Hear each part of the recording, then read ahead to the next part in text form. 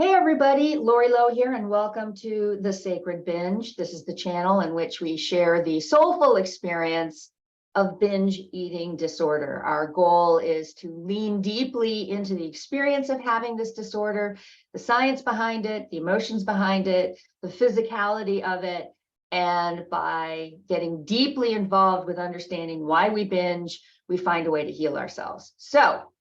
I'm going to pick up where I left off and read the last 4 chapters of my book, Mouth Hunger, 10 Healing Truths About Binge Eating Disorder That Will Mend Your Heart and Set You Free. You can find this on Amazon.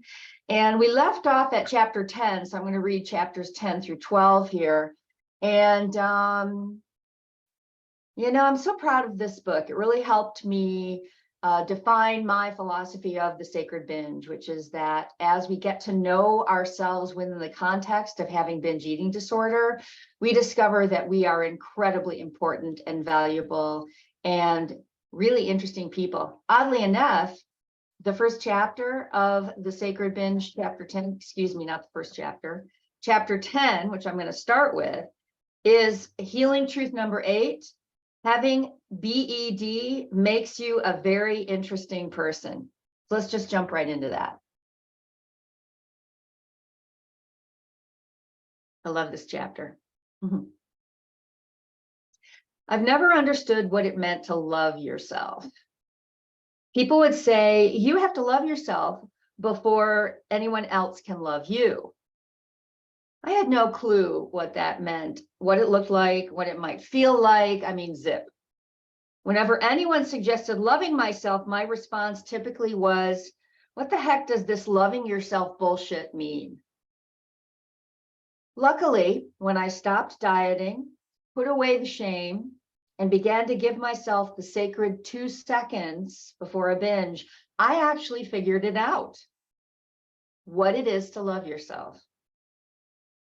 Loving yourself means finding yourself interesting. And even luckier for all of us with binge eating disorder, we have been given what it takes to become a very interesting person. There's a great book by Oprah Winfrey and Dr. Bruce Perry titled, What Happened to You? And if you haven't read it, I recommend you go right up and find it because it's a great book. If you have BED, you will find this book to be profoundly healing because it changes the conversation from what's wrong with you, i.e., why can't you stay on a diet? Why do you sabotage yourself? Why can't you stop? To what happened to you that makes you seek comfort, care, and safety by binge eating. The authors explore the ways in which difficulties in our early experiences cause disordered behaviors, and ultimately how owning these hidden and disowned parts of ourselves leads to what they call traumatic wisdom. We have survived our traumas, we have acknowledged our wounds, and we put ourselves together again as best we can. We still have broken parts, but we are no longer invested in hiding them. These cracks and faults, sewn back together, gift us with insights and perspectives that are uniquely us. They make us stunningly distinctive and special. They make us interesting. Here's healing truth number 8. Owning your disorder, the very thing that has in the past made you feel unlovable, flawed, unworthy, and just not good enough, is what will ultimately teach you what self-love really is. Embracing the truth of BED takes enormous courage and commitment because it requires you to acknowledge that something awful probably happened to you. You very likely had some crappy experiences that halted development of a sense of deep safety and security within yourself. But here's the good news. The spiritual reward for owning and understanding the what of your binge eating disorder is achieving a poignantly genuine, sensitive, and hopeful perspective on life. Getting to know yourself, flaws and all, is one of the most interesting courses of study you can take on as a human. Without shame or the need to change what you find, you finally see yourself as multidimensional, brilliantly tender, fascinatingly complex, and deserving of a great life. You are finally the most interesting person you know. And that is what it means to love yourself. Chapter 11. Healing truth number 9. You are entitled to all your appetites. Another great chapter. Several Thanksgivings ago, I attended an orphan's dinner for the holiday. One of those occasions where folks who don't have others to celebrate with get together rather than eat alone. I only knew a few of the guests at this particular dinner. And when the meal was finished, I said, I would like my dessert now. This shocked several other diners who wanted to know how anyone could continue eating after such a big meal.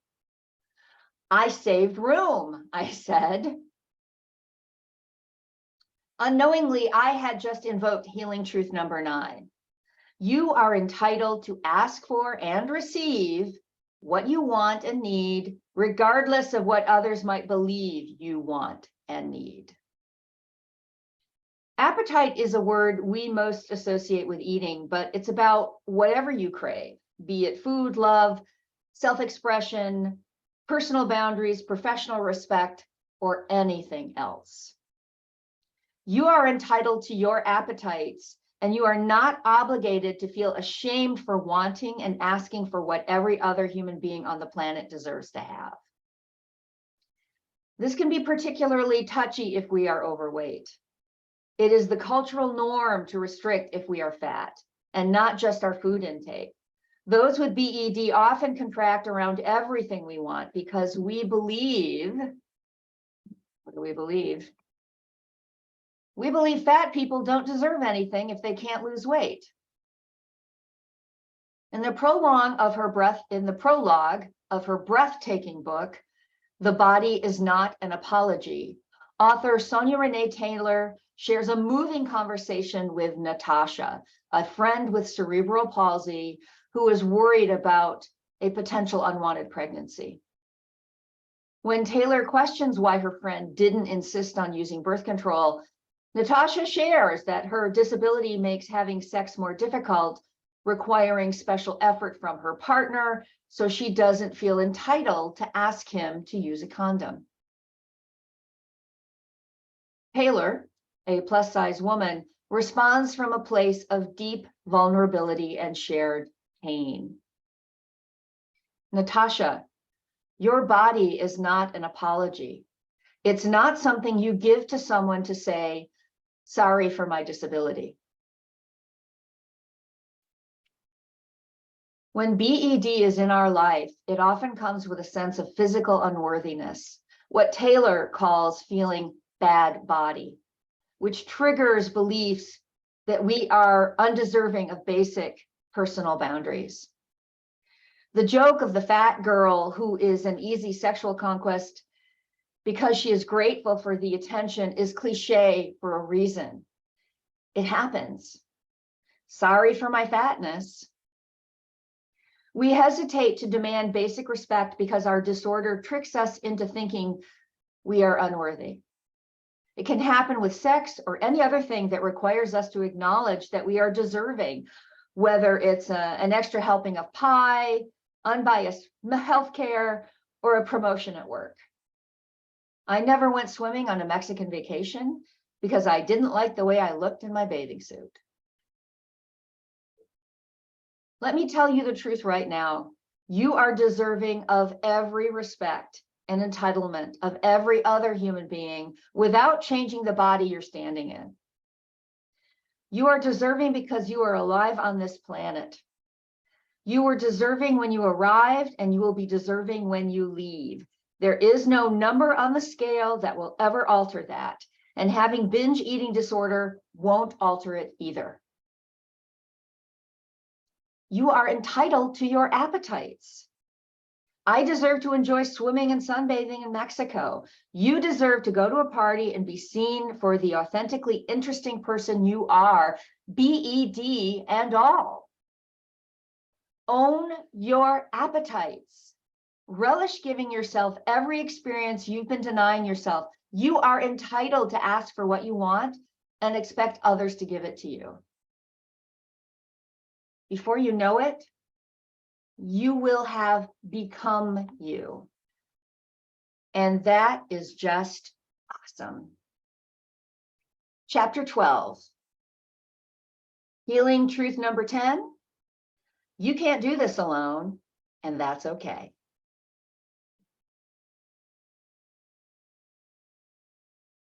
There is a well-known quote by the researcher Johann Hari, whose work in addiction studies indicates that successful recovery from addiction requires finding a community of supportive others. Hari boiled this down to the following eloquent statement. The opposite of addiction is not sobriety. The opposite of addiction is connection. If I were to rewrite this in the context of binge eating disorder, I would say that the opposite of BED isn't dieting. It is finding a community of like-minded people that make it safe to speak your truth and learn about your disorder without shame. It may be a church fellowship. It may be a BED support group. It may be a recovery style meeting. But assuming dieting and weight loss are not the goal, find a community of others who get you, who aren't shocked by what you say and accept you as you are. Healing truth number 10 is that you can't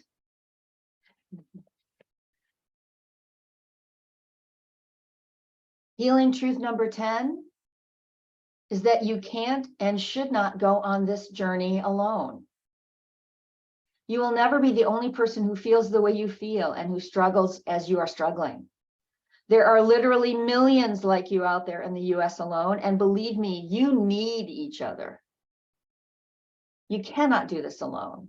If you make the decision to explore your binge eating disorder and never diet again, find your people. This first step of acknowledging BED, and I mean saying out loud, I have binge eating disorder, is a tender and vulnerable time, and you need others to witness, support, and say, me too.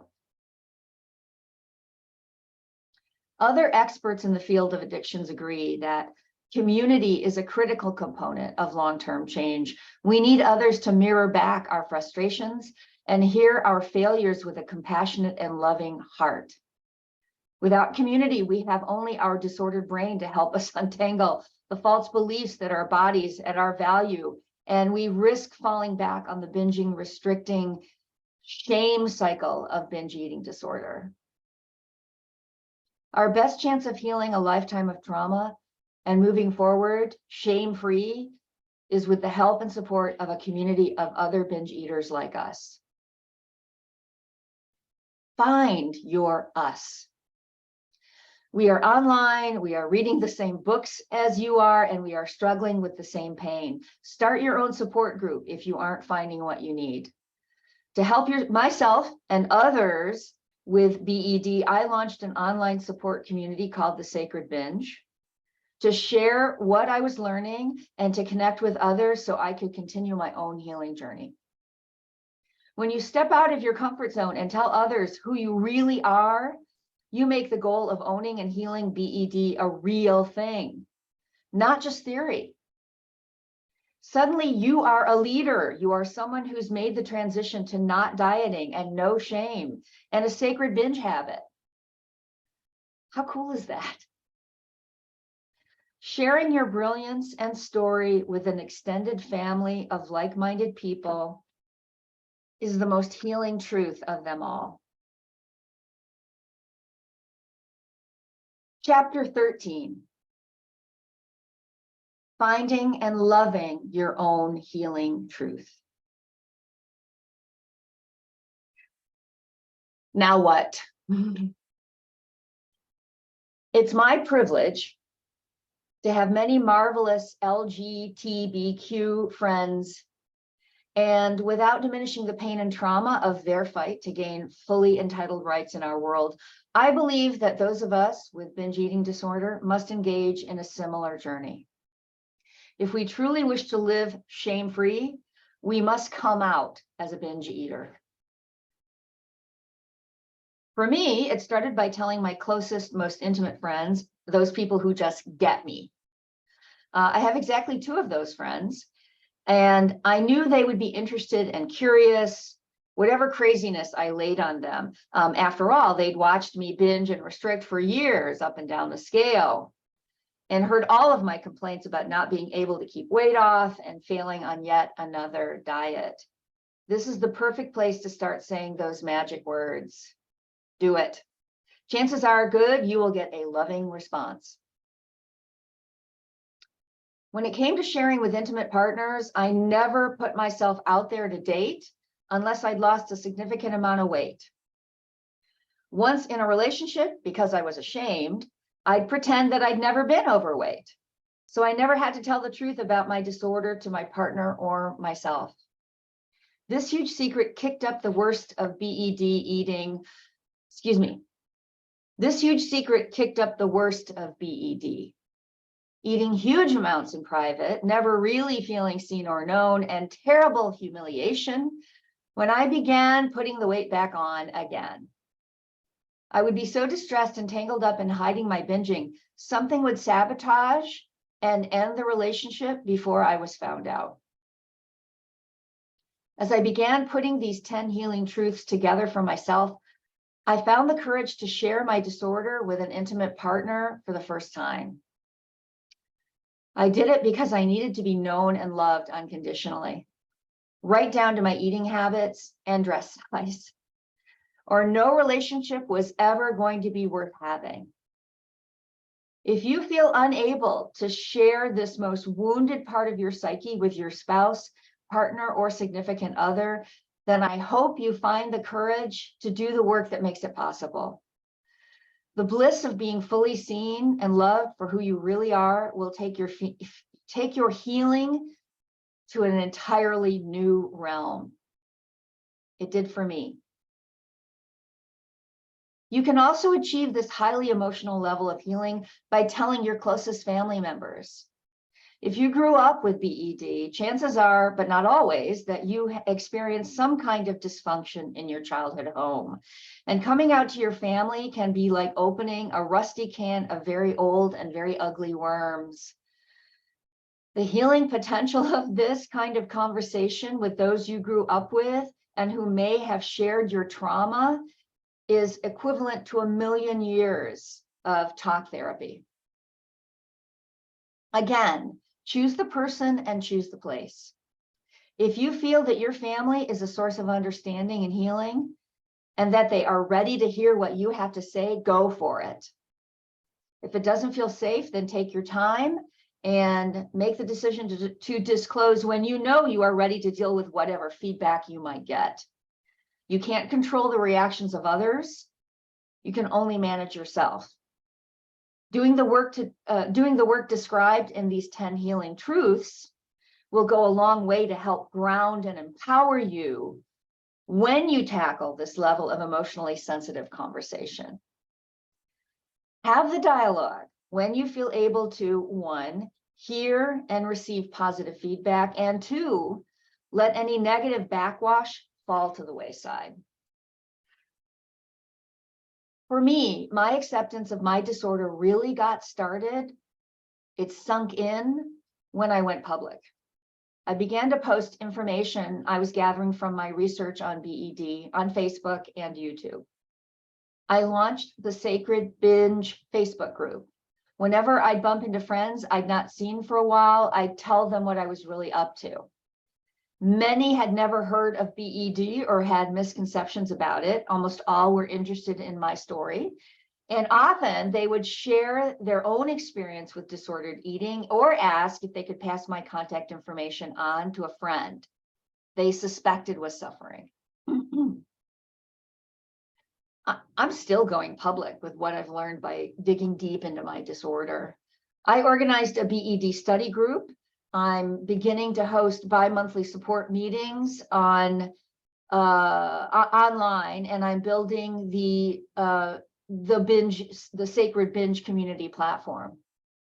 Finally, I began to write this book to make these truths as practical and active in my own life as I can. As promised in Healing Truth number 9, having a binge eating disorder has made me a very interesting person. It's brought true love into my life. I've dismantled a lifetime of shame and never good enough thinking, and it's giving me a way to serve others that thrills me and fills up my heart. I believe this can happen to you too. Remember these 10 healing truths. Give yourself the time to experience and feel them deeply, and allow your mind, body, and heart to change. Claim what you're entitled to. Fall in love with yourself and be apologetically, authentically you. Oh, and don't go on any more diets. Much love. Okay, wow, we got through it. Mouth hunger, the 10 healing truths about binge eating disorder that will mend your heart and set you free. I encourage you to order the book, an ebook and a paperback, so you can study these 10 healing truths up close and personal. Again, I've been having such a great time sharing this information. If you haven't done so yet, please subscribe to this channel, hit the bell to get notifications when new videos are posted, and please like this video. That will really help me. All of this is a wonderful new learning experience for me, so thank you for being part of this journey to understanding how this all works. I'll be back soon with more crazy information about binge eating disorder and, living with it, owning it, and saying it out loud to anybody who will listen. So until my next video, you all have an awesome, awesome time. Enjoy the springtime. Bye-bye.